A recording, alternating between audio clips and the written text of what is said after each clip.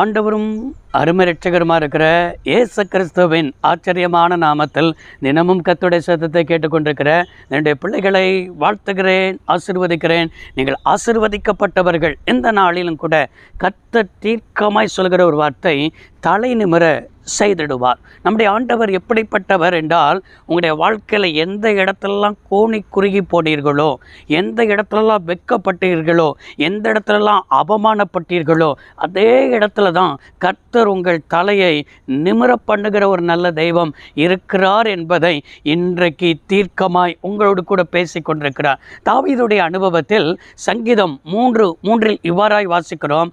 ஆனாலும் கர்த்தாவே, நீர் என் கேடகமும் என் மகிமையும் என் தலையை உயர்த்துகிறவருமாய் இருக்கிறீர் என்று சொல்லி அங்கே அறிக்கையிடுகிறதை என்ன செய்ய முடிகிறது, பார்க்க முடிகிறது. நம்முடைய வாழ்க்கையில் அவர்தான் நம்முடைய கேடகமாக இருக்கிறார், அவர்தான் நம்முடைய மகிமையாக இருக்கிறார், அவர்தான் நம்முடைய தலையை உயர்த்துகிறவராகவும் என்ன செய்கிறார், இருக்கிறார் என்பதை நீங்கள் விளங்கிக் கொள்ளணும். இந்த 3ஆம் சங்கீதம் 1வது வசனத்தில் பாருங்கள் என்ன சொல்லப்பட்டிருக்கிறது. என் சத்துருக்கள் எவ்வளவாய் பெருகியிருக்கிறார்கள், எனக்கு ரோதமாய் எழும்புகிறவர்கள் அநேகர் என்று சொல்லி அங்கே சங்கீதக்காரன் சொல்லுகிறதை என்ன செய்ய முடிகிறது, பார்க்க முடிகிறது. அவனுடைய வாழ்க்கையில் அவன் யாருக்கும் தீமையை செய்யலை, அவன் எல்லாவற்றுக்கும் ஆண்டவருடைய நடத்தல்படியே தாவீது செய்கிறவனாய் காணப்பட்டான். ஆனால் அவனுக்கு என்ன செய்யப்படுகிறது என்றால், சவுல் ராஜா சத்துருவாய் இருக்கிறான், அப்சலோம் சத்துருவாய் இருக்கிறான்.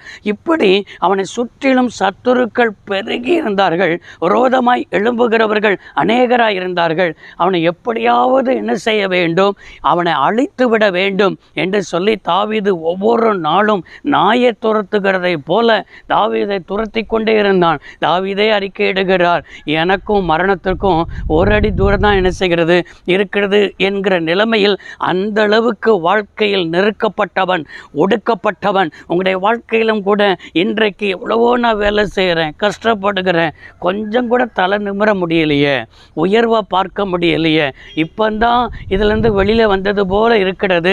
வெளியே வந்த உடனேயே பிரச்சனைக்கு மேலே பிரச்சனைகள் தான் வருகிறதே தவிர என் வாழ்க்கையில் கொஞ்சமாவது கர்த்தர் தலை நிமிர பண்ணுவாரா என்று சொல்லி நீங்கள் நினைக்கிறீங்க.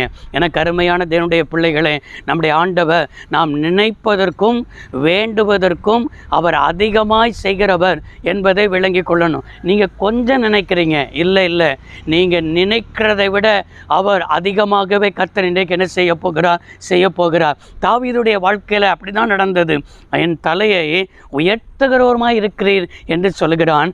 அதே போல ஒரு ஆடுகளுக்கு பின்னாக அலைந்த தாவீதை ஆட்டு மந்தையிலிருந்து ஆண்டவர் எடுத்து தேசத்திற்கே அரசாளும்படிக்கு, தேசத்திற்கே தலைவனாக தேவன் மாற்ற முடியும் என்றால், தாவீதை உயர்த்தின ஆண்டவர் உங்களை உயர்த்த மாட்டாரா, உங்கள் பிள்ளைகளை உயர்த்த மாட்டாரா?